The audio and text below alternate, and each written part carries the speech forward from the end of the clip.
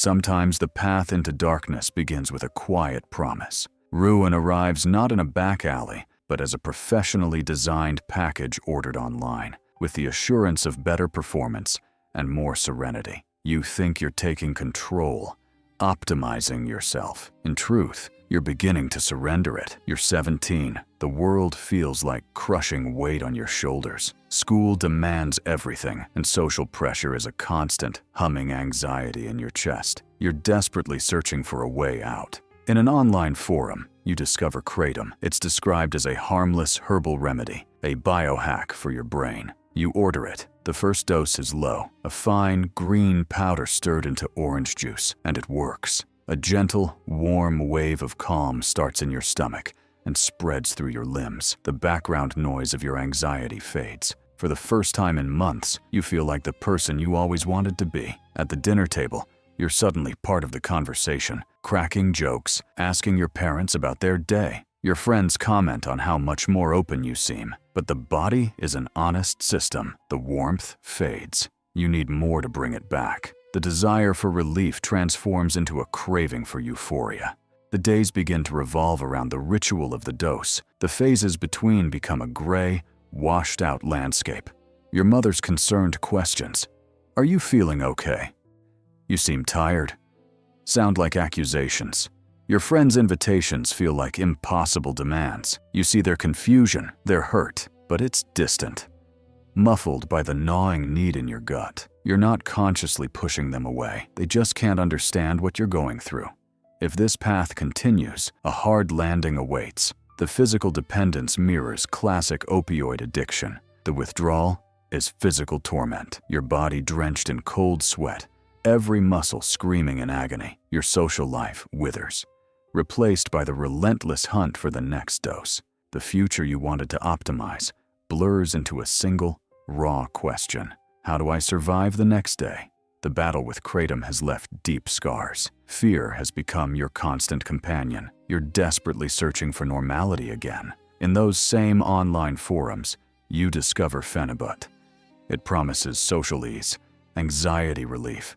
It feels like a cheat code for social interactions, and you're desperate enough to try it. And again, it works. The paralyzing fear in groups, it vanishes. You go to a party and feel genuinely brilliant.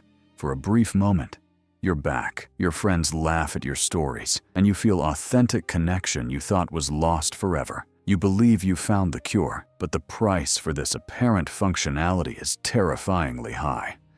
The physical dependence develops insidiously and fast. The attempt to reduce the dose leads to a new dimension of hell.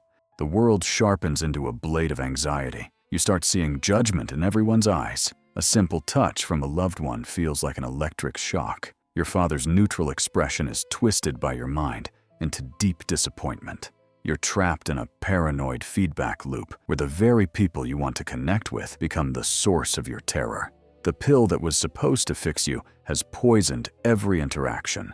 The search for functionality is over. The path now leads to pure numbness.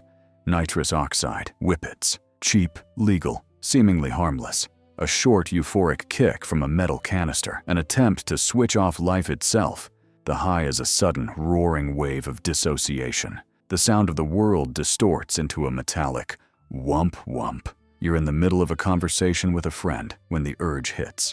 You make an excuse and disappear into the bathroom for 2 minutes. When you return, you've lost the thread of the conversation. You see the flicker of confusion and annoyance on their face, but it doesn't register. Their world, the world of connection and conversation, has become a faint, unimportant echo. The only thing that feels real is the fizzing in your chest and the brief, blissful silence in your head.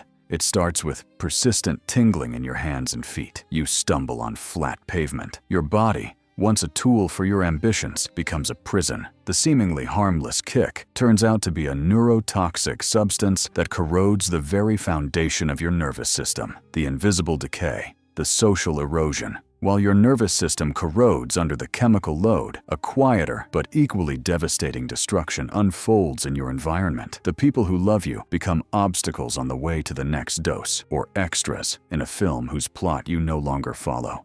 In the beginning, there's the lie of self-optimization. You tell your parents about new focus and better grades while hiding the green powder in your bottom drawer. But the new you present to them is a chemical forgery. Your empathy becomes hollow. The warmth you radiate is just the artificial glow of opioids. When they ask why your pupils are so constricted or why you seem so absent-minded at dinner, you react with aggression that leaves them bewildered and hurt. Friends you've known since childhood become foreign bodies. Their worries seem trivial, their laughter exhausting. Phenibut gives you the ability to talk, but it strips away the capacity to listen. You withdraw, not because you want to be alone, but because maintaining your addiction is a full-time job. Evenings together become logistical ordeals. Do you have enough with you? When will the withdrawal kick in? Can you hide your trembling hands? Real connections require presence, but you're a ghost in your own life. The deep, honest conversation with your mother or the spontaneous trip with friends die the death of 1,000 cancellations.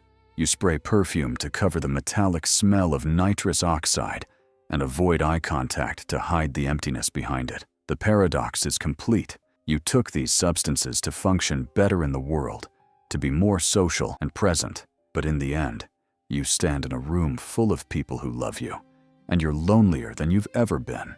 The alienation isn't a sudden break, but a slow fading. As the B12 in your nerves diminishes, so does your capacity for interpersonal resonance. You become a puzzle your family can't solve, and for your friends, a memory of someone who's physically still there, but whose core has long since departed into the chemical fog. Your journey reveals a clear pattern. It begins with the allure of control and self-improvement. But with each step, a piece of that control is surrendered. From the opioid-like dependence of Kratom to the dangerous withdrawal of Phenibut to the nerve damage from nitrous oxide, the path is a gradual escalation of losing control. We started with the idea that the most dangerous path begins with a promise of optimization. Now we see the brutal result. The question is, what happens when the pursuit of self-improvement ends in self-destruction? That's something we all need to think about.